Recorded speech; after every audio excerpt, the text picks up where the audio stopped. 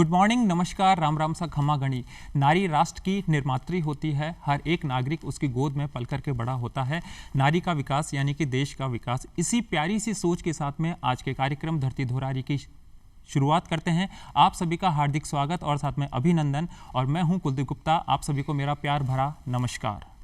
महिलाएं जब शिक्षित होती है तो वो हर एक प्रॉब्लम का सॉल्यूशन बड़ी आसानी से कर लेती हैं। और आज हमारे साथ स्टूडियो में एक ऐसी शख्सियत मौजूद हैं जो पेशे से शिक्षाविद यानी कि एजुकेशनिस्ट हैं, सोशल एक्टिविस्ट भी हैं, कवयित्री भी हैं और समाज में महिलाओं से जुड़े हुए विभिन्न मुद्दों को लेकर के काफ़ी जागरूक हैं, एक्टिव हैं। तो लीजिए आपकी मुलाकात कराते हैं टिम्सी कक्कड़ जी से। धरती धोरारी कार्यक्रम में आपका बहुत बहुत स्वागत है, अभिनंदन है। धन्यवाद आपका और मेरा प्यार भरा नमस्कार आप सबको। मेरा नाम है टिम्सी कक्कड़ डांगी। पेशे से मैं एकेडमिशियन हूँ और मैं रोज़ यंगस्टर से रूबरू होती हूँ। कुछ ऐसे कंसर्न्स होते हैं जो हमको लगता है अगर हमें एक राइट प्लेटफॉर्म मिले हम एड्रेस कर सकते हैं बच्चों के। बस इसी सोच को साथ में लेके मैं आज आपके यहाँ उपस्थित हूँ। क्या बात है। जैसा भी आपने कहा कि आप हर रोज़ यूथ से इंटरेक्ट होती है, बच्चों से मतलब इंटरेक्ट होती हैं, तो जो स्टूडेंट लाइफ होती है वो स्टूडेंट लाइफ बड़ी ही मतलब बहुत सारी चीज़ें उसके अंदर होती है, बहुत सारा जोश होता है। तो जब स्टूडेंट्सों से आप इंटरेक्शन करती हैं तो ऐसी कौन सी खूबी होती है जो आपको उन स्टूडेंट्सों को और ज़्यादा एक्सप्लोर करने के लिए आगे बढ़ाती है? आज के स्टूडेंट्स वो 360 डिग्री डेवलपमेंट चाहते हैं। वो चाहते हैं हर आयाम में वो आगे बढ़े। और हमारा देश इतना कैपेबल है, हमारी टेक्नोलॉजी आज की डेट में इतनी कैपेबल है कि सिर्फ आपको सोच रखनी है ज्ञान उपार्जित करने की। आप इतने सारे माध्यम हैं ज्ञान लेने के कि हम सब तरीके से ज्ञान अर्जित कर सकते हैं और वही आज के लोग कर रहे हैं। आज के युवाओं से हमें सीखना चाहिए नई नई टेक्नोलॉजी को कैसे अपनाना है, हमें उसके कैसे बेनिफिट लेने हैं और चीज़ों को लोगों तक कैसे पहुंचाना है। ये चीज़ें मैं उनसे बहुत अच्छे से सीखती हूँ, स्पेशली नेटवर्किंग। क्या बात है, आपने बहुत अच्छी बात कही। आप एक एजुकेशनिस्ट हैं और साथ में एजुकेशनिस्ट होने के साथ साथ सोशल एक्टिविस्ट भी हैं। तो जब आप एजुकेशन फील्ड के अंदर आप आई और साथ में बहुत सारे मुद्दे आपको देखने को मिले, तो एजुकेशन का महिलाओं के जीवन में कितना महत्वपूर्ण रोल है? अवेयरनेस, जागरूकता, ये एक ऐसा वर्ड है जो वर्ड भर तक सीमित नहीं है। शिक्षा हमें क्या करती है? वो हमें सशक्त करती है, हमें जागरूक बनाती है और हमें वो समझ देती है कि हम सही और गलत का भेद बता सकें। सबके लिए शिक्षा बहुत ज़रूरी है। कोई फ़र्क नहीं पड़ता आप कहाँ से आए हैं, आपका क्या जेंडर है। अगर आप शिक्षित हैं और जो भी डिसीजंस आपको लेने हैं आप वो बेहतर तरीके से ले पाएंगे। शिक्षा हमारी सोच को परिपक्व करती है। हम सबके हमारी परसेप्शन जिसको हम कहते हैं उसको स्ट्रॉन्ग कर पाते हैं। डिसीजंस हमको लेने होते हैं हम बेटर तरीके से ले पाते हैं। तो शिक्षा अगर हमारे पास है हम अपना सही गलत जान पाएंगे, अपने परिवार का सही गलत जान पाएंगे, हमारे देश का सही गलत जान पाएंगे और इसी तरीके से हमारे जो काम होंगे उसमें ये चीज़ दिखेगी कि हम कितने बेहतर तरीके से ग्रो कर पा रहे हैं। यहीं पे जो लोग भटक जाते हैं, जो बच्चे भटक जाते हैं, उनमें क्या कमी होती है? कमी सिर्फ यही होती है सही समय पर उनको गाइड करने वाला कोई नहीं मिलता, उनको सही और गलत का फ़र्क बताने वाला कोई नहीं मिलता। अगर हम जुवेनाइल्स की बात करें, जो सर्टेन क्राइम्स हो जाते हैं जिनसे या कुछ भी ऐसा हो जाता है, तो उस केस में क्या है, अगर टाइमली हम बच्चों को सही तरीके से सही विचार दें, उनको मंथन करने की शक्ति प्रोवाइड करें, तो ऑफ कोर्स लोग क्यों जान के गलत काम करेंगे, अपने फ्यूचर को अंधकार में क्यों धकेलेंगे। आपने बात बहुत अच्छी कही है कि अगर बच्चों को सही समय पे अगर सही गाइडेंस मिले तो इस, क्योंकि कहा जाता है कि युवा देश का भविष्य होते हैं, तो एक देश की उन्नति में उनका बहुत बड़ा महत्वपूर्ण योगदान होता है। जैसा कि आपने बताया कि आप मतलब एजुकेशनिस्ट हैं और आप यूथ से इंटरेक्ट हो रही हैं। ग्रामीण परिवेश से आने वाले बच्चे बहुत टैलेंटेड होते हैं, परंतु जैसे वो शहरी परिवेश में आते हैं तो उनके अंदर एक अजीब सी हीन भावना आ जाती है, क्योंकि कहीं ना कहीं लैंग्वेज की प्रॉब्लम होती है। तो इस बारे में आपका क्या कहना है कि उस हीन भावना से वो बच्चे कैसे उभरे? ये हीन भावना किसी और की दी गई नहीं है, ये हमारे खुद का एक मानसिक रोग है जिसको एड्रेस करना बहुत ज़रूरी है। आपने बहुत ही रेलेवेंट क्वेश्चन पूछा। मेरे पास कई बच्चे आते हैं, अगर आप स्कोर्स देखेंगे तो कॉन्वेंट एजुकेटेड स्टूडेंट्स के जितने ही स्कोर्स हैं उनके, पर हेजिटेशन, खुद में सेल्फ कॉन्फिडेंस ना होना, अपने आप को प्रेजेंट करना ना आना, ये चीज़ उनको और नीचे लेती जाती है। इसका तरीका क्या है? हमें सबसे पहले ये सोच डालनी होगी बच्चों के अंदर कि अंग्रेज़ी हमारी मातृभाषा नहीं है तो उसको ना आना कोई बहुत बड़ी बात नहीं है। इसको सीखा जा सकता है, बहुत आराम से सीखा जा सकता है। और आज की डेट में कई ऐसे माध्यम हैं, जैसे मैं कोट करूँ तो यूट्यूब। अगर आप डेडिकेटेड हो, 6 महीने दो, रोज़ 2 घंटे की प्रैक्टिस, अच्छे चैनल्स हैं जो इंग्लिश सिखाते हैं, आप ये हेजिटेशन को ओवरकम कर लो। मैं अपने स्टूडेंट्स को हमेशा कहती हूँ, take it as a challenge, खुद को चैलेंज करो। सिर्फ एक चीज़ की वजह से आप सोचो कि आप कमतर हो, किसी चीज़ को अपनी लाइफ लॉन्ग वीकनेस मत बनने दो। जो कोई बात कर रहा है उसका मीनिंग नहीं समझ आया, देयर एंड देन उसको नोट करो और उसको यूज़ करो। ऐसी छोटी छोटी एक्टिविटीज़ करके हम अपनी वोकैबुलरी को एनरिच कर सकते हैं। Actually English is a global language और आज की डेट में इंटरनेशनली लोग ट्रेड कर रहे हैं, किसी भी कंपनी में आप। तो इंग्लिश क्या है, एक माध्यम है। कम्युनिकेशन तब एक्सेप्टेबल होता है कि सामने वाला वो बात समझे जो आप कहना चाह रहे हैं, और इंग्लिश वो हमको पावर देती है। इंग्लिश स्ट्रांग होना नो डाउट एक बेनिफिट रहता है, लेकिन वो बेनिफिट अगर हमको अपने आप में हीन महसूस करवाए तो इससे बेटर है ना कि उसको हम फेस करें, सीखें एंड बस एक बार चैलेंज लेके ओवरकम करें। यानी कि आपका ये कहना है कि भाषा केवल एक माध्यम है जहां इंसान अपने विचारों को आदान और साथ में प्रदान करता है। ठीक है, अगर आपको कोई भाषा पे कमांड नहीं है, अगर आप मेहनत करेंगे सच्चे दिल से, तो डेफिनेटली आप निश्चित तौर पे उसमें जीत हासिल करेंगे। अक्सर देखा जाता है फैमिलीज़ के अंदर जो हाउस वाइफ्स होती हैं, जो होम मेकर होती हैं, वो अपना पूरा जीवन उस घर को सजाने में, संवारने में लगा देती हैं, और साथ में कंपैरिजन जो लेडीज़ मतलब वर्किंग होती हैं उनको थोड़ा सा अप्रिसिएशन मिल जाता है, पर लेकिन घर में रहने वाली होम मेकर्स को वो अप्रिसिएशंस नहीं मिलता है। ये एक ऐसी अमूमन समस्या है जो अमूमन बहुत सारी महिलाएं इनसे जूझती हैं। तो इस बारे में आपके क्या विचार हैं? मेरे विचार ये हैं कि अनपेड केयर जो जीडीपी में ऐड नहीं होती, जो इंडियन फीमेल्स बहुत ज़्यादा करती हैं, इनको जब जीडीपी में ऐड करने लग गए ना तो रियल स्टैटिस्टिक्स पता चलेंगे।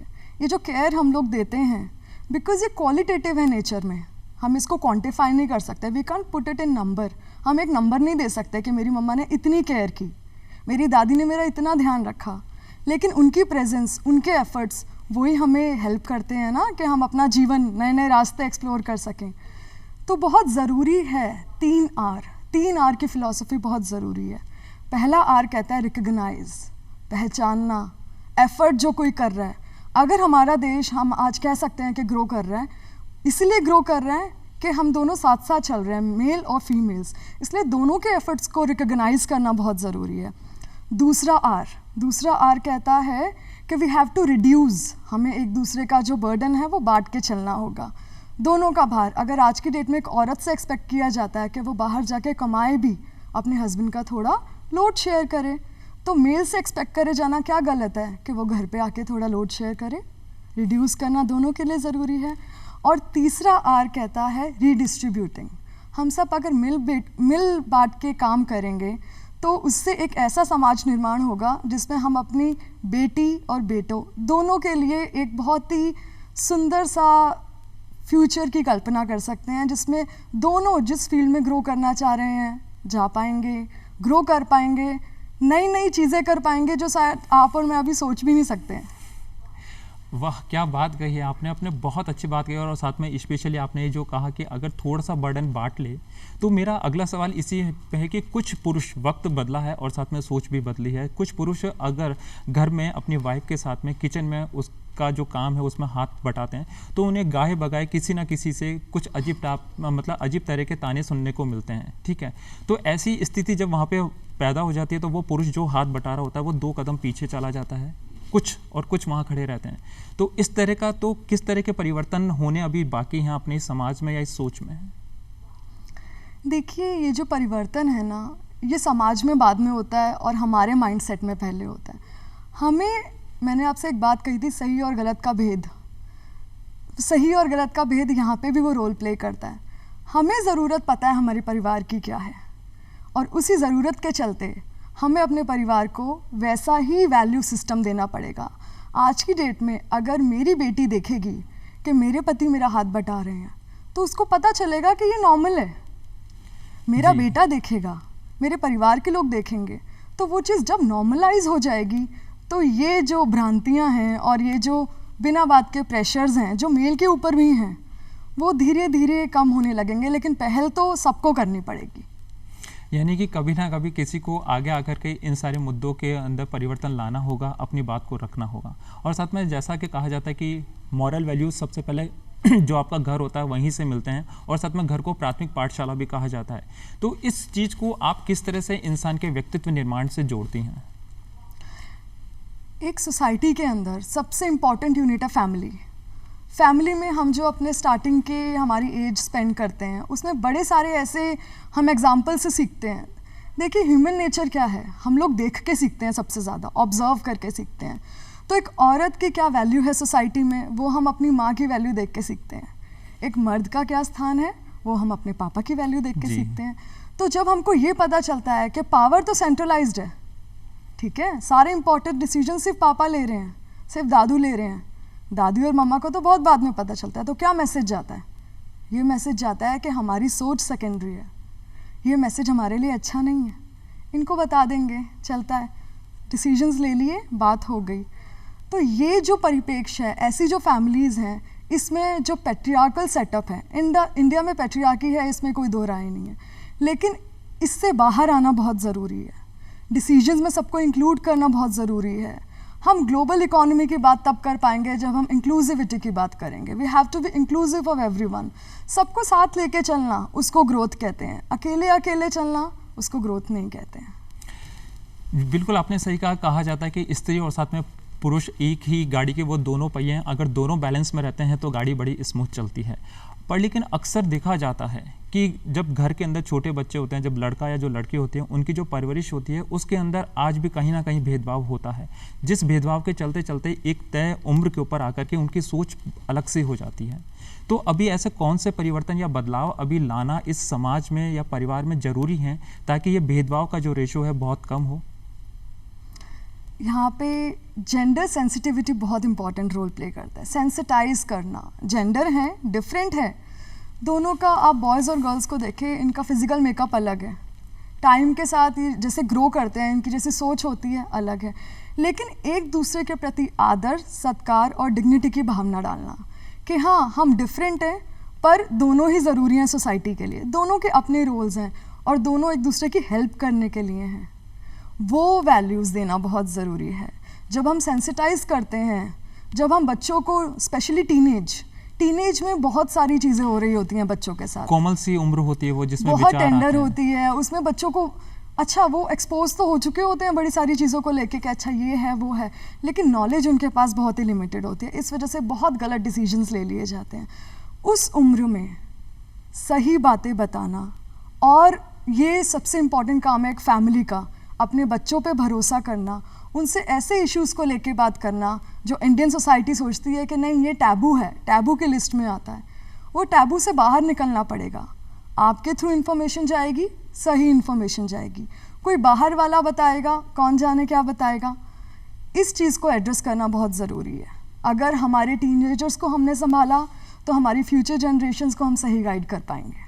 यानी कि आप ये कहना चाहती हैं कि अगर पेरेंट्स पूरे दिन भर में से 24 घंटे में से थोड़ा सा समय अपने बच्चों को दें, उनसे बैठ के बातचीत करें, उनके पूरे दिन भर का जो शेड्यूल है उसके बारे में जाने, तो बहुत सारी प्रॉब्लम्स का सॉल्यूशन है और एक बहुत अच्छी सोच के साथ में वो आगे बढ़ सकते हैं। जी, समय एक बहुत ही इम्पॉर्टेंट वस्तु है, उसको हमें अपनी फैमिली को जितना हम देंगे ना, उतना हमारी फैमिली निखर के आगे आएगी। हम सेट पैटर्न में नहीं डाल सकते कि हर फैमिली में से डॉक्टर इंजीनियर निकलेंगे, हम ये नहीं कह सकते, पर हेल्दी फैमिली का निर्माण करना, उसके लिए बहुत मेहनत जाती है। जी बिल्कुल, आपने उसके लिए हमें सचेत होकर एफर्ट्स डालने पड़ेंगे। आप मतलब एजुकेशनिस्ट हैं, आपने बहुत सारे आर्टिकल्स लिखे हैं, जर्नल्स आपके पब्लिश हुए हैं और आपने बहुत सारे बुक चैप्टर भी लिखे हैं। फाइनेंस और साथ में मैनेजमेंट सब्जेक्ट को आप पढ़ाती हैं। स्पेशली आपका सबसे फेवरेट सब्जेक्ट है ह्यूमन रिसोर्स, क्योंकि ह्यूमन रिसोर्स वो एक सब्जेक्ट है जहाँ से किसी भी पर्सनैलिटी का डेवलपमेंट होना शुरू होता है और वो अनवरत जारी रहता है।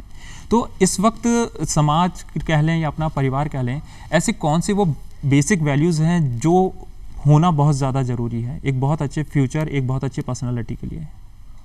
जेंडर पैरिटी होना बहुत ज़रूरी है। जेंडर पैरिटी, इसका मतलब है जेंडर के बेस पे इक्वालिटी कितनी है। हमारा देश 147 कंट्रीज़ में से 127 नंबर पर है जेंडर पैरिटी में। इसका मतलब है बहुत लंबा रास्ता है, बहुत दूर जाना है। सामाजिक परिवेश में देखें, एक फैमिली सेटअप में देखें, या फिर हम वर्किंग सेक्टर में देखें, कहीं पे भी देखें, हमें इक्वालिटी बोलना और इक्वालिटी लेके आना, इसमें बहुत बड़ा हमारे पास कानून है, equal remuneration right, maternity benefit act, कानून बहुत है। और अगर आप नए नए प्रोग्राम्स की बात करें जो हमें सशक्तिकरण देता है बाय बीइंग अ वुमेन, बहुत हैं, ऑन पेपर्स बहुत है, ऑन पेपर्स बहुत है। हमें किस चीज़ की ज़रूरत है, ये देखने की कि क्या वो एनफोर्स हो रहा है, क्या जो ऑन पेपर्स है वो एक्चुअली हो रहा है। यहाँ पे गैप आ जाता है। इस गैप को एड्रेस करना, जब हमने इस गैप को एड्रेस कर लिया कि ये जो ऑन पेपर्स हैं और जो ये एक्चुअली बोल रहे हैं कि इक्वल पे, क्या एक मैंने स्टडी की थी, उसमें इंटरव्यूज़ के लिए थे लोगों के कि क्या फीडबैक है, उसमें ये इंटरव्यूज़ मिला था। फीमेल्स जब इंटरव्यूज़ देने जाती हैं उनसे कहा जाता है सब सिलेक्शन हो गया, सब हो गया, फाइनल राउंड में कहा जाता है आप तो इतना ही ले लीजिए ना, क्या ज़रूरत है आपको एक्स्ट्रा लेने की, आपको तो सेविंग में ही जा रहा है ना। मतलब सामने बैठा हुआ इंसान तय कर रहा है कि उनका पैसा जो वो सेम आवर्स वर्क करके कमा रही हैं वो कहाँ जा रहा है, और ये माना जाता है। ये सोच कहाँ तक कारगर है। तो मतलब स्पेशली जब आप अपने मतलब स्टूडेंट्स को पढ़ाते होंगे और आप मतलब फाइनेंस सब्जेक्ट भी पढ़ाती हैं, आपने बहुत सारे आर्टिकल्स भी लिखे हैं, तो आप कहीं ना कहीं अपने स्टूडेंटों को इन सब चीज़ों के प्रति भी अवेयर करती होंगी कि भाई आपके फ्यूचर में बहुत सारे ऐसी प्रॉब्लम्स आएगी, उनका सॉल्यूशन इस तरह से मिल सकता है। जी, मैं अपने स्टूडेंट्स को एक बात बताती हूँ, प्रॉब्लम्स को don't take them as problem, take them as challenges. आने दो, हर चैलेंज आपको सिखा के जाएगा, हर चैलेंज आपको नकाशेगा। जैसे एक डायमंड होता है ना, उसको हम पॉलिश करते हैं, उसकी वैल्यू इंक्रीज़ होती है, कहने वाली बात नहीं है। डेली बेसिस पे हमें चैलेंजेस आते हैं और वो चैलेंजेस ही हमें शेप अप करते हैं, इसमें कोई दो राय नहीं है। चैलेंजेस से जो इंसान डरता है ना, वो इंसान कुछ कर नहीं पाता। लेकिन औरतों के साथ क्या प्रॉब्लम है कि उनको गलतियां करने की इजाज़त नहीं है। बचपन से ही हमें परफेक्शन बहुत ज़्यादा हमारे अंदर डाली जाती है, काम बहुत परफेक्ट होना चाहिए, रोटी कैसी, बिल्कुल गोल, नहीं तो क्या नक्शा बना दिया। मैं ये जानना चाहूँगी, मैं नेशनल टेलीविज़न पे कह रही हूँ, तो क्या हो गया, रोटी पकी हुई है ना क्या फ़र्क पड़ता है, थोड़ी सी टेढ़ी मेढ़ी हुई तो हो जाएगी, गोल भी हो जाएगी। लेकिन आप उसको काम करने की तो आज़ादी दो, खुली सोच के साथ चलने की आज़ादी तो दो, पंख है उसके पास, थोड़ी उड़ने की आज़ादी तो दो। शायद यही ये वजह है कि जैसा आपने अभी बताया, तो इस बात पे मेरे को दो लाइनें याद आ रही है, मैं अर्ज करना चाहूँगा। कहते हैं सोचने से कहाँ मिलते हैं तमन्नाओं के शहर, सोचने से कहाँ मिलते हैं तमन्नाओं के शहर, चलना भी ज़रूरी होता है मंजिल को पाने के लिए। वाह वाह। यानी कि कभी ना कभी आपको थोड़ी सी पहल करनी पड़ेगी और साथ में जो सामाजिक एक ढांचा है उसके अंदर जो कुछ पॉजिटिव परिवर्तन हैं वो आने ही चाहिए। वैसे आपके हिसाब से लाइफ क्या है? सेलिब्रेशन। सेलिब्रेशन, सेलिब्रेशन मतलब आप जो भी काम कर रहे हैं, आप मान लीजिए अगर वो नेचुरली आपके पास आ रहा है, आपको मज़ा आ रहा है उसमें, तो आप जी रहे हैं। और जीना बहुत ज़रूरी है, आजकल लोग जी नहीं रहे हैं। डेली कुछ ना कुछ ऐसा हो जाता है, हम न्यूज़ में कुछ ना कुछ ऐसा सुन लेते हैं, अपने आसपास क्रिटिसाइज़ करते हैं लोग हमारे काम को। लोगों को ठहर के जो चीज़ें हैं उसको अप्रिशिएट करने की ज़रूरत है, पॉजिटिव माइंडसेट लाने की ज़रूरत है। वो पॉजिटिव माइंडसेट हमें बहुत आगे लेके जाएगा। कुछ पॉजिटिव माइंडसेट वाले लोग हैं जिनको मैं अप्रिशिएट करती हूँ, जैसे मिस्टर रतन टाटा। वो ऐसी सोच के हैं, उनकी इतनी एज हो गई है, फिर भी उनकी हर एक बात ऐसी है जिसको हम, जैसे एक माला होती है उसमें मोती पिरोते हैं जी, ठीक है, वैसे ही एपीजे अब्दुल कलाम जी, उनकी हर एक बात ऐसी थी, बिकॉज वो किसी दायरे में नहीं थे। उन्होंने मानसिक रूप से अपने आप को फ्री किया हुआ था कि हम ऐसा काम करेंगे जो सबके बेनिफिट में है, किसी एक कैटेगरी के नहीं। ऐसी सोच समाज के लिए हेल्दी है। यानी कि आप ये कहना चाहते हैं कि परिवर्तन होना चाहिए और साथ में परिवर्तन को अगर अपन इंसान एक्सेप्ट कर ले तो उसके बाद बहुत सारे पॉजिटिव चेंजेस होते हैं जो इंसान की पर्सनालिटी को एनहेंस ही करते हैं। आपका स्कूल, आपका कॉलेज और आपका बचपन कहाँ बीता, उसके बारे में आप थोड़ा सा बताएं, हमारे जितने प्यारे से दर्शक हैं उनको। बिल्कुल जी, मैं दिल्ली से बिलोंग करती हूँ, वहीं पे मेरा जन्म हुआ। दिल्ली यूनिवर्सिटी में मैंने ग्रेजुएशन की, फिर बाद में मैंने MBA किया। मेरी शादी थोड़ी जल्दी हो गई थी, इस कारण मुझे मेरे ससुराल का खूब सहयोग मिला। मैं लकी रही हूँ, हमेशा मुझे ऐसे लोगों का सहयोग मिला जिन्होंने हमेशा मुझे एनकरेज किया, बहुत तरीके से एनकरेज किया। शायद मैं आज यहाँ आपके सामने बैठी हूँ सबका सपोर्ट है मेरे पास, इसलिए मैं यहाँ बैठी हूँ। तो ये सपोर्ट सिस्टम डेवलप करना मुझे मिला है, मैं चाहूँगी सबको मिले, सबको मिलेगा तभी सभी आगे बढ़ेंगे। मेंटर्स टाइम टू टाइम मुझे बहुत अच्छे मिले, जिन्होंने गाइड किया, जिन्होंने ऐसी चीज़ें बताई, जिन्होंने ऐसा ज्ञान दिया जो किताबों तक सीमित नहीं था। इसलिए बाय बीइंग अ फीमेल मेरा ये मैसेज है कि हम एक दूसरे के मेंटर्स बने, एक दूसरे को गाइड करें, एक दूसरे का हाथ थामें, बिकॉज आपको नहीं पता आपका अप्रिसिएशन दूसरे के लिए कितना इम्पोर्टेंट है, वो चीज़ें बहुत ज़रूरी हैं। जी बिल्कुल सही कहा आपने। तो जैसा आपने बताया कि आप मतलब दिल्ली से आपने सफ़र शुरू किया, दिलवालों के शहर दिल्ली से यात्रा करते करते आप जयपुर आ गए, पिंक सिटी, ठीक है। तो वहाँ का कल्चर और यहाँ का कल्चर, वहाँ की लाइफस्टाइल और यहाँ की लाइफस्टाइल में आप बेसिक क्या डिफरेंस देखती हैं, और ऐसा कोई डिफरेंस है जो बिल्कुल भी नहीं है? जी, जो डिफरेंस बिल्कुल भी नहीं है वो है स्पिरिट का डिफरेंस बिल्कुल भी नहीं है। वहाँ के लोग भी चाहते हैं कि मौज मस्ती करें, चीज़ों को, ज़ील है, जीने की ज़ील है, और यहाँ के लोग भी चाहते हैं, बहुत अच्छे से चाहते हैं, वो हमारे इंडियंस के अंदर ही है। लेकिन at the same time family values की अगर मैं बात करूँ तो राजस्थान में बहुत स्ट्रॉन्ग फैमिली वैल्यूज़ हैं। स्टिल हम बहुत बड़े परिवार देखते हैं जो आपस में मिलकर रह रहे हैं, बहुत प्यार से रह रहे हैं, और ये चीज़ हमारे लिए बहुत गर्व की बात है, बहुत सम्मान की बात है, क्योंकि डिफरेंसेस तो सबके साथ ही हैं, लेकिन उनको दरकिनार करके जब आप मिलके रह रहे हैं, इसका मतलब क्या है? आपके अंदर पेशेंस है, आपके अंदर टॉलरेंस है, आप क्षमता रखते हैं कि अपने डिफरेंसेस से ऊपर उठ के चीज़ों को देख सकें और सबके साथ एंजॉय कर सकें। Life is all about that. शायद यही वजह है कि जब कहा जाता है कि जब कोई बच्चा किसी जॉइंट फैमिली में पैदा होता है तो बड़ा होता है तो वो ढेर सारी बहुत अच्छी चीज़ें वो वैसे ही खेलते खेलते हंसते हंसते सीख जाता है, क्योंकि उस जॉइंट फैमिली में बहुत सारे लोग होते हैं, दादा दादी, नाना नानी या ताऊ ताई, मतलब सबसे कुछ ना कुछ बहुत अच्छा सीखने को मिलता है। इसी बात पे मेरा एक प्रश्न है कि अक्सर अमूमन बहुत सी जगह आज भी बच्चियों की बहुत छोटी उम्र में शादी कर दी जाती है। शादी होने के बाद उनके ऊपर पूरा बोझ आ जाता है, घर का, पूरी घर की बहुत सारी जिम्मेदारियां होती हैं जिनको वो निभाती हैं, और वो एक बहुत लंबा समय उसमें चला जाता है। फिर एक तय वक्त के बाद में वो जब अपने आप के बारे में सोचते हैं, स्पेशली बहुत सारी अपॉर्चुनिटीज़ उन्हें लगती है कि हम ये कर लें, वो कर लें, स्पेशली जब उनके करियर की बात आती है, तो ऐसे कौन सी अपॉर्चुनिटीज़ हैं जो फीमेल्स आज के ज़माने में उन्हें गेन कर सकती हैं या अपना करियर बना सकती हैं शादी के बाद? सबसे पहले ये जो हम सिचुएशन सोचते हैं ये अपने आप में बहुत ही दर्दनाक है।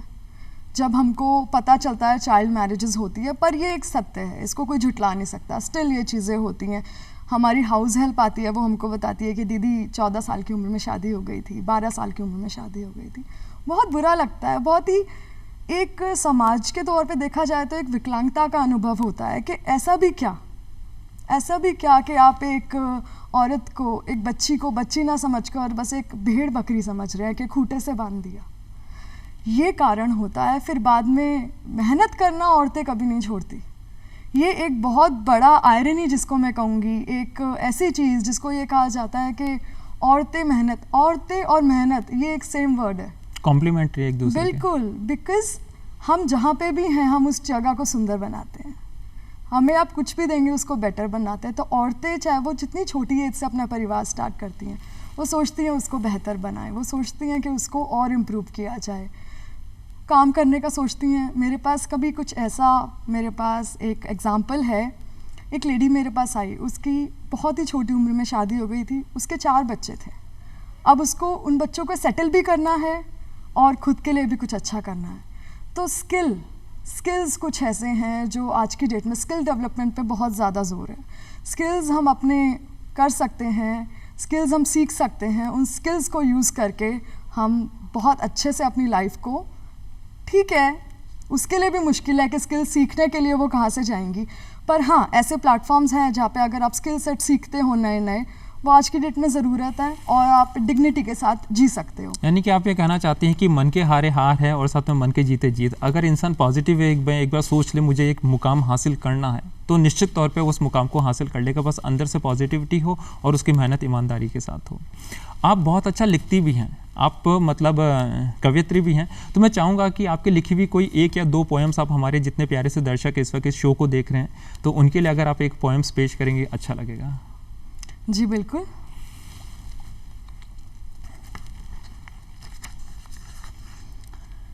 ये पोयम मैंने लिखी थी 2022 में, बेपरवाह।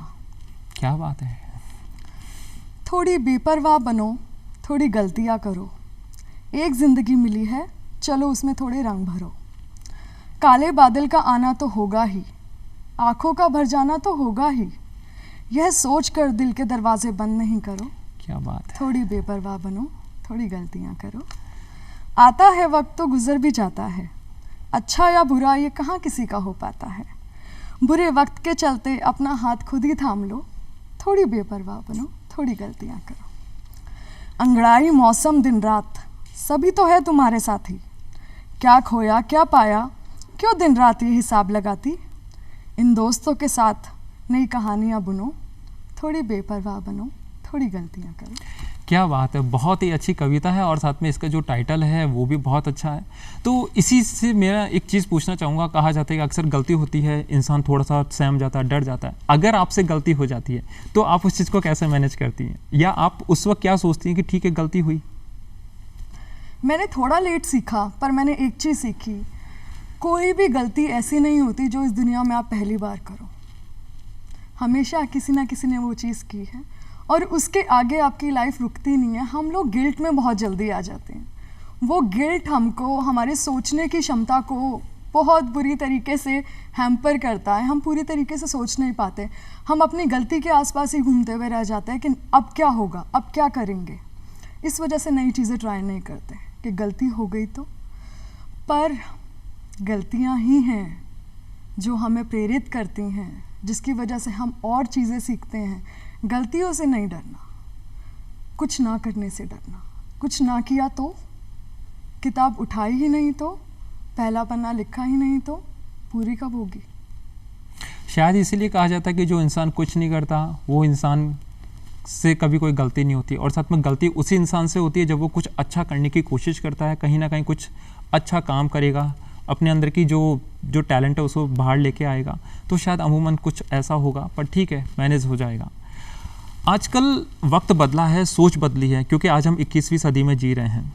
बहुत सारे ऐसे मुद्दे हैं जैसे जहाँ पे स्त्री और साथ में पुरुष के संबंध, आज उनके अंदर एक वैचारिक स्थिरता आई है, वो एक मेंटली एक दूसरे को सपोर्ट भी कर रहे हैं, चाहे वो उनकी जॉब की बात हो, चाहे उनकी स्पेशल मतलब करियर की बात हो, या उनके वो किसी और अन्य मुद्दा हो, चाहे उनका वो फैमिली से संबंधित मुद्दे हो। इस तरह का जो परिवर्तन इस वक्त इस मतलब समाज में आ रहा है, सोसाइटी में देखने को मिल रहा है, बहुत अच्छी चीज़ है। इसके बारे में आपके क्या विचार हैं? मैं समाज को ऐसे देखती हूँ कि जो चेंजेस आते हैं वो पहले हमारे बड़े शहरों में आते हैं, फिर धीरे धीरे बच्चे क्योंकि घरों से बाहर निकलते हैं जो गांव के हैं, वो चेंजेस को फिर गांव तक लेके आते हैं। अमूमन ये देखा जाता है कि ऐसे होता है। सेम चीज़ उसी मुद्दे पे हो रही है जो आपने अभी बोला। ये जो जितने भी हमारे ग्रोथ हो रही है, डेवलपमेंट हो रही है, हमारी सोच में चेंजेस आ रहे हैं, ज़्यादा हमें शहरों में देखने मिलते हैं और धीरे धीरे ये गांव तक पहुंच रहे हैं। धीरे धीरे वहाँ के लोग भी विकास को ज़्यादा इम्पोर्टेंस दे रहे हैं, हेल्थ को ज़्यादा इम्पोर्टेंस दे रहे हैं। फीमेल हाइजीन की अगर हम बात करें, उसको लेके लोग ज़्यादा सचेत हो रहे हैं। ठीक है, टाइम लगेगा, पर समय के साथ चीज़ें एक बेहतर रूप में निकल के आ रही हैं, इसमें कोई दो राय नहीं है। जी, आप मतलब एजुकेशनिस्ट हैं, आप मतलब कॉलेज के अंदर आप कॉलेज में एसोसिएट प्रोफेसर भी हैं, तो कोई एक ऐसी गलती जो आपको लगती है कि अमूमन हर स्टूडेंट करता है, पर लेकिन अगर स्टूडेंट और उसके चक्कर में मतलब स्टूडेंट ये सोचता है कि अब ये गलती हो गई, अब मुझे मेरी लाइफ ख़त्म है यहाँ, क्योंकि आजकल इन दिनों बहुत सारी एक अजीब सी मनोस्थिति हो रही है स्टूडेंट्स की, ज़रा सी गलती होते अपनी लाइफ को एक ऐसे मोड़ पे ले जाते हैं जो उन्हें नहीं लेके जाना चाहिए। तो इस बारे में बीइंग ए टीचर होने के नाते आप क्या कहती हैं? यहाँ पे एक बहुत इम्पॉर्टेंट चीज़ है सोशल मीडिया। सोशल मीडिया पे मेरे सारे स्टूडेंट्स हैं। सोशल मीडिया पे वो स्टूडेंट्स हैं, कभी कभी वो जब रील्स पोस्ट करते हैं, या आजकल हर कोई इन्फ्लुएंसर बनने की कोशिश करता है, तो बहुत ही विभत्स कमेंट्स उनको पढ़ने मिलते हैं। बिकॉज़ हम लोग सोशल मीडिया पे कई लोगों का काम ही यही है, उनको डिस्करेज करना। ये ऐसी चीज़ें हैं जो आप कंट्रोल नहीं कर सकते, आपको समझना पड़ेगा। जब आप एक पब्लिक डोमेन में आ गए हैं तो आप सिर्फ अपना काम प्रेजेंट कर सकते हैं, सामने वाले के क्या रिएक्शंस होंगे आप उसको कंट्रोल नहीं कर सकते हैं। तो सोशल मीडिया को बहुत ही ज़्यादा ध्यान से हैंडल करने की ज़रूरत है, और लोग उससे अपनी ज़िंदगी को डायरेक्टली रिलेट ना करें। वो वर्चुअल लाइफ है, वर्चुअल लाइफ अलग होती है, रियल लाइफ अलग होती है। वर्चुअल फ्रेंड्स के लिए आप रियल फ्रेंड्स को ना कॉम्प्रोमाइज़ करें। वर्चुअल लाइफ को इम्प्रूव करने के लिए आप अपनी रियल लाइफ को ऐसा ना करें कि आपके पास रियल कुछ बचा ही नहीं, सिर्फ वर्चुअल ही है। और इतनी इम्पोर्टेंस दे जितनी ज़रूरत है। सिर्फ ऑनलाइन रहने से आप एक्चुअली अलाइव नहीं रहते हैं। आपने बात बहुत अच्छी कही है कि रियल लाइफ और साथ में रियल लाइफ में एक बहुत बड़ा डिफरेंस होता है। अगर वो डिफरेंस समझ में आ जाए तो शायद बहुत सारे ऐसे हादसे जो हो जाते हैं वो हो नहीं। आज आप अपने आप को जिस पोजीशन पे मानती हैं, आपका ये सपना बचपन से था या आपका कोई और ऐसा सपना है जो आपको लगता है कि हाँ, इस सपने को तो मुझे ज़रूर पूरा करना है? जी, एजुकेशन फील्ड में हूँ मैं, और मैं हमेशा से टीचर ही बनना चाहती थी। मुझे लगता है कि ये एक इतनी ज़्यादा प्यारी फील्ड है जिसमें हम नॉलेज तो देते ही हैं, साथ साथ खुद भी नॉलेज गेन करते हैं। ऐसा कभी नहीं हुआ कि मैं पढ़ाने गई हूँ और मैं कुछ नई चीज़ सीख के नहीं आई। और इंसान की बहुत बड़ी ज़रूरत है सीखते रहना। हम लोग यही बंद कर देते हैं समय के साथ, नई नई चीज़ें सीखना। हमें लगता है जितना ज्ञान हमारे पास है काफ़ी है, औरों की ज़रूरत नहीं है, अब और ज्ञान लेने की ज़रूरत नहीं है। पर जब आप अपने बच्चों से सीखते हो और आप अपने कॉलेज में अपने स्टूडेंट से सीखते हो, तो आपको पता चलता है लाइफ में कितनी चीज़ें हैं जो और सीखने की ज़रूरत है। हमें अपने आप को और ग्रो करने की ज़रूरत है। शायद यही वजह है कि एक बड़ा ही फेमस कोट है कि once a teacher always a teacher, यानी कि जो एक बार टीचर बना वो ताउम्र अपनी ज़िंदगी भर टीचर बन के रहता है। और बाकी आज आप हमारे स्टूडियो में पधारी हैं, उसके लिए आपका बहुत बहुत धन्यवाद। आपने बहुत अच्छी बातें बताई, आपने बहुत अच्छी जानकारी दी हमारे जितने भी प्यारे से दर्शक हैं उनको आपके माध्यम से, क्योंकि आपका एक मतलब बीइंग एजुकेशनिस्ट और साथ में सोशल एक्टिविस्ट का जो आपका एक्सपीरियंस है वो आपने हमारे साथ में शेयर किया। तो एक बार पुनः आपका धन्यवाद, आभार व्यक्त करता हूँ धरती धुरारी कार्यक्रम में आने के लिए। बहुत बहुत आभार मुझे प्लेटफॉर्म देने के लिए। मुझे लगता है कि आवाज़ सुनाने के लिए आवाज़ होनी चाहिए, तो बहुत ज़रूरी है हम अपनी औरतों में, अपनी बच्चियों में, आज की जनरेशन में सही आवाज़ दें, सही ज्ञान दें, ताकि जब भी मौका आए अपनी आवाज़ उठाने का, बुलंदी से बोलने का, हम बोल सकें। क्या बात कही आपने, और बिल्कुल सही कहा कि सही समय पे सही आवाज़ उठाना हर एक जिम्मेदार नागरिक का ये कर्तव्य होता है। और साथ में कहा जाता है कि जिम्मेदार नागरिक वही है जिसको गलत और साथ में सही का भेद मालूम हो। और साथ में शिक्षा वो हथियार है जिससे आप अपने अंदर के अंदर उठने वाले विचारों का मंथन कर सकते हैं कि क्या सही है और क्या गलत है। और आप सभी लोग जानते हैं कि अब आप आपके इस पसंदीदा कार्यक्रम धरती धुरारी को YouTube पर भी देख सकते हैं। तो इसके लिए आपको स्क्रीन पर दिखाए जा रहे QR कोड को स्कैन करना है और साथ ही दिए गए लिंक पे क्लिक भी करना है। इसके अलावा आप हमसे फेसबुक और साथ में ट्विटर के माध्यम से भी जुड़ सकते हैं। तो फिर देरी किस बात की है, जुड़िए आप हमसे फेसबुक और साथ में ट्विटर के माध्यम से। और बहुत जल्दी मिलेंगे एक और अगले एपिसोड में। तब तक के लिए जय हिंद, जय भारत।